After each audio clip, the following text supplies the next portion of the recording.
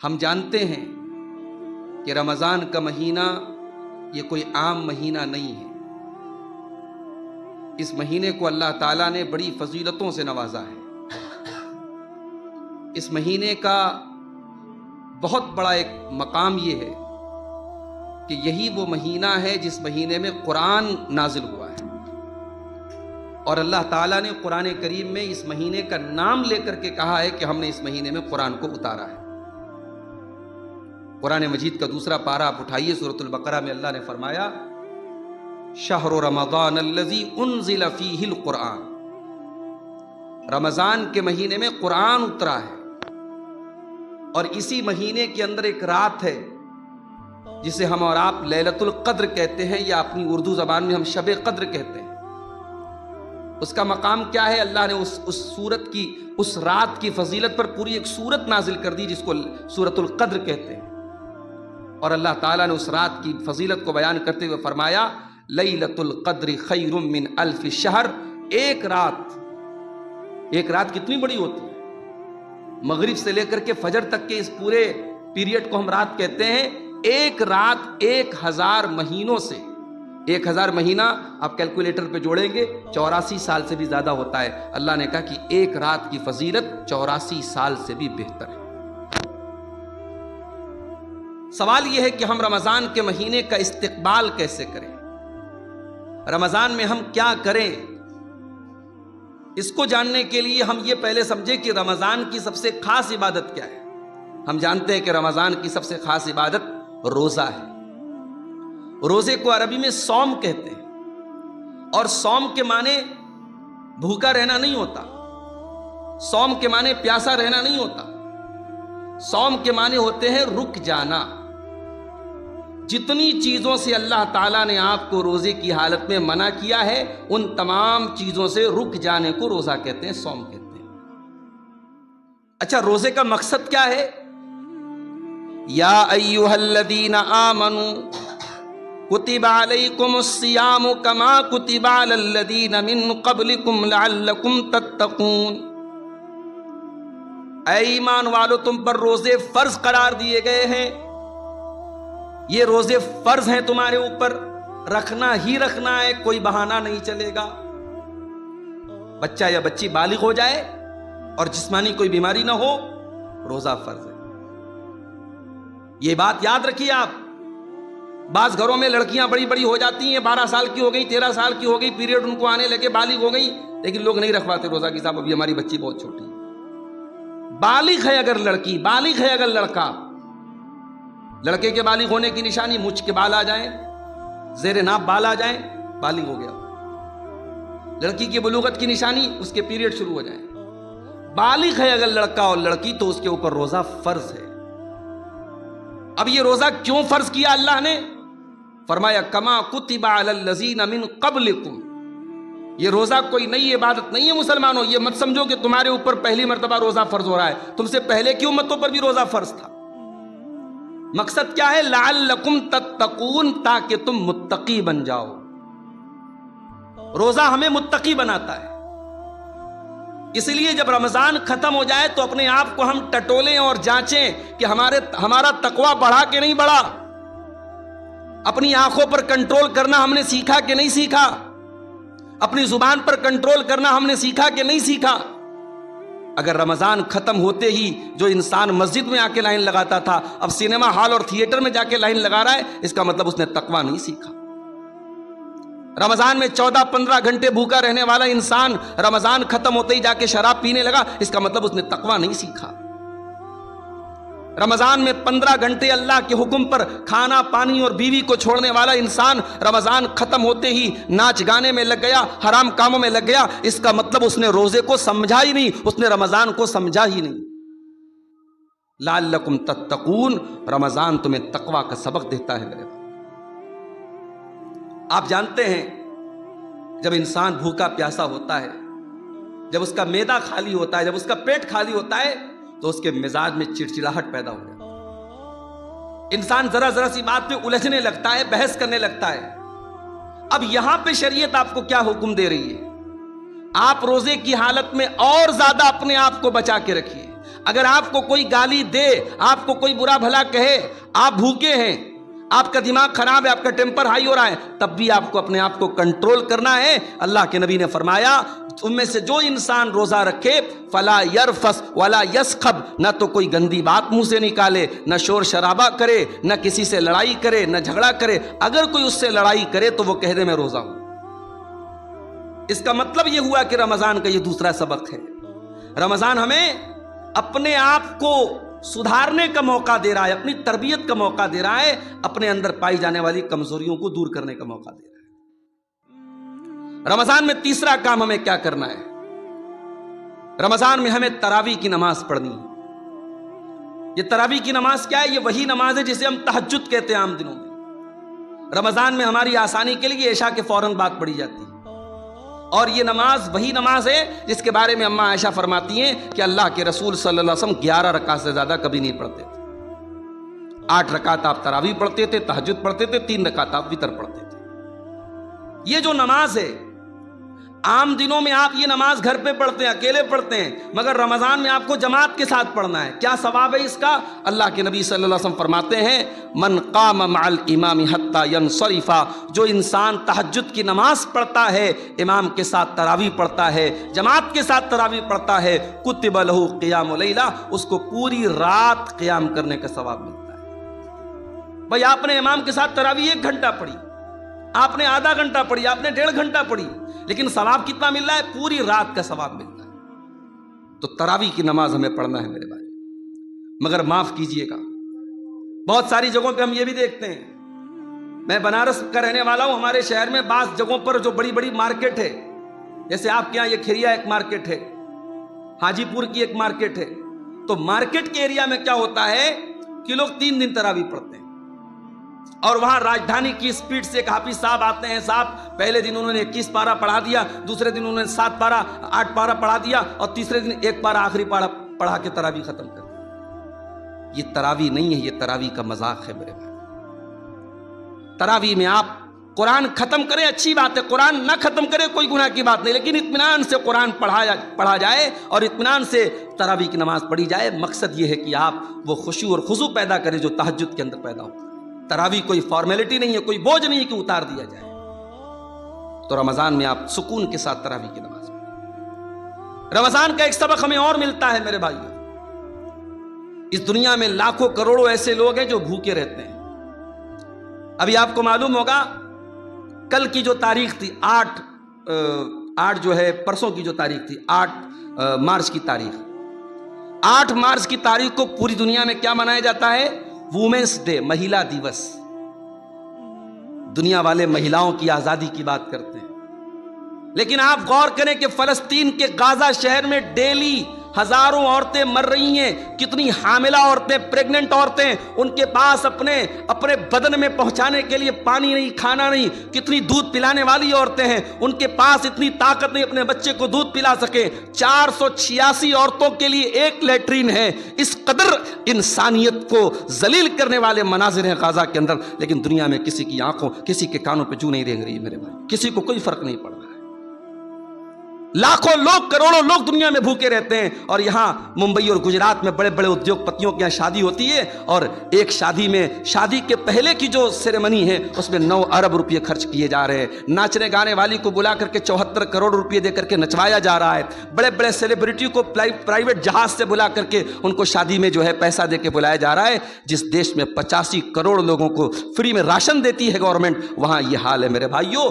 روزہ ہمیں یہ سبق بھی دیتا ہے، روزہ ہمیں یہ سبق بھی دیتا ہے کہ بھوک کیا ہوتی ہے، بھوک کیا ہوتی ہے۔ ایک انسان، ہم تو بھائی اپنی چوائس سے بھوکے رہتے ہیں، ہم تو اللہ کے حکم سے بھوکے رہتے ہیں، ہمارے گھر میں کھانا ہے، پانی ہے، پھر بھی ہم بھوکے رہتے ہیں۔ لیکن روزہ ہمیں یہ سبق دیتا ہے، دنیا کے کروڑوں انسان ایسے ہیں ان کے پاس تو کچھ ہے ہی نہیں کہ وہ کھا سکے، ان کے پاس نہ روٹی ہے، نہ چاول ہے، نہ اناج ہے۔ وہ بیچارے شام کو کھاتے ہیں تو صبح کی خبر نہیں، صبح کو کھاتے ہیں تو شام کی خبر نہیں۔ ان غریبوں اور بھوکوں کی بھوک کا احساس کراتا ہے روزہ۔ یہ روزے کا بہت بڑا سبق ہے میرے بھائیوں۔ جب روزہ شروع ہو، رمضان شروع ہو، تو اپنے ان غریب بھائیوں کے، ان بھوکے پیاسے بھائیوں کے بارے میں بھی ہم سوچا کریں، اور اسی لیے رمضان میں زیادہ سے زیادہ صدقہ اور خیرات کرنا چاہیے۔ اللہ کے پیارے نبی صلی اللہ علیہ وسلم رمضان میں سب سے زیادہ صدقہ اور خیرات کرتے تھے۔ اللہ کے نبی کے بارے میں عبداللہ ابن عباس کہتے ہیں کان اجود من الریح المرسلہ، اللہ کے رسول جب سخاوت کرتے تھے، جب اللہ کی راہ میں دان دیتے تھے، صدقہ خیرات کرتے تھے، تو تیز چلنے والی آندھی سے زیادہ آپ صدقہ خیرات کرتے تھے، اور سب سے زیادہ آپ کی سخاوت بڑھ جاتی تھی رمضان کے اندر۔ تو آنے والے رمضان میں ہم صدقہ خیرات بھی زیادہ کریں۔ رمضان ہمیں ایک اور سبق دیتا ہے میرے بھائیوں، اللہ کا ڈر کیا ہوتا ہے۔ گرمی کا موسم ہے، ظہر کی نماز پڑھنے کے لیے آپ مسجد میں آتے ہیں، فجر کے ٹائم آپ نے سحری کھائی تھی، ابھی تک آپ کے منہ میں بھوک و پیاس کے اثرات ہیں۔ ظہر کا وضو کرنے کے لیے آپ نے نل کھولا، ٹھنڈا ٹھنڈا پانی آپ کے حلق کے اندر جا رہا ہے، آپ کے منہ کے اندر جا رہا ہے۔ اس پانی کے 2-4 قطرے آپ اگر اپنی حلق کے اندر اتار لیں، کون دیکھنے جاتا ہے، کون ریکارڈ کرنے جاتا ہے؟ میرے پیارے بھائیوں، وہ کون سی طاقت ہے سخت پیاس کے باوجود اور گرمی کے موسم کے باوجود اس پانی کو جو آپ کے منہ میں جا رہا ہے، اس کو حلق کے نیچے اتارنے سے کون سی طاقت روک رہی ہے؟ اسی طاقت کا نام تقویٰ ہے، اسی طاقت کا نام اللہ کا ڈر ہے۔ روزہ ہمارے دل میں اللہ کا ڈر پیدا کرتا، اللہ کا تقویٰ پیدا کرتا ہے۔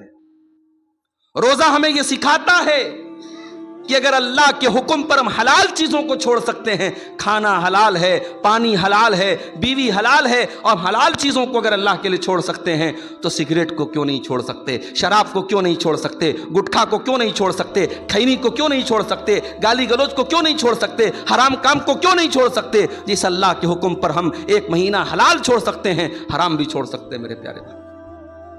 اس لیے کبھی رمضان کو بوجھ مت سمجھنا۔ بعض لوگ رمضان کو بوجھ سمجھتے ہیں، رمضان شروع ہو جاتا ہے تو کہتے ہیں ارے یار ابھی تو 5واں روزہ چل رہا، ابھی تو 25 دن بعد۔ معاف کرنا میرے بھائیوں، یہ مومن کی نشانی نہیں ہے، یہ منافق کی نشانی ہے جو رمضان کو اپنے اوپر بڑا بھاری سمجھتا ہے۔ اللہ کے نبی جب رمضان آتا تھا اپنے صحابہ کو ویلکم استقبال کرتے تھے رمضان کا، اور اپنے صحابہ کو خوشخبری دیتے تھے۔ اللہ کے نبی جب رمضان کا مہینہ آتا تھا خطبہ دیتے تھے، اور خطبے میں کہتے تھے اتاکم رمضان، اے میرے صحابہ رمضان کا مہینہ آ چکا ہے، وہ مہینہ آ چکا ہے جس میں جنت کے دروازے کھول دیے جاتے ہیں، جس میں جہنم کے دروازے بند کر دیے جاتے ہیں، جس میں سرکش شیاطین کو قید کر دیا جاتا ہے، جس میں ایک رات ایسی ہے جو 1000 مہینے سے افضل ہے۔ اللہ کے پیارے نبی خوش ہوتے تھے۔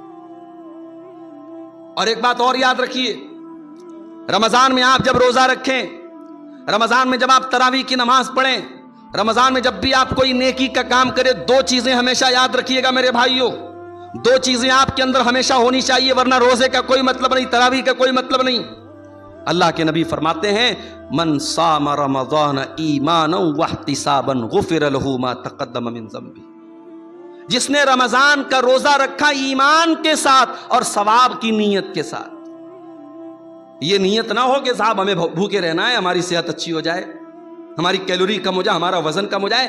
آپ کو ایمان رکھنا ہے کہ یہ روزہ اللہ نے فرض کیا ہے، اس تراویح کا حکم رسول نے دیا ہے، اس جو ہے تلاوت کا حکم اللہ نے دیا ہے۔ آپ کو ایمان رکھنا ہے اور ثواب کی امید رکھنا ہے۔ یہ 2 چیزیں یاد رکھیے گا۔ اگر یہ 2 چیزیں ہیں، ایمان ہے اور ثواب کی امید ہے، تو آپ کو تراویح کی نماز بھاری نہیں لگے گی، آپ کو روزہ بھاری نہیں لگے گا، آپ کو قرآن کی تلاوت بھاری نہیں لگے گی۔ رمضان میں قرآن کثرت سے پڑھا کرو میرے بھائی۔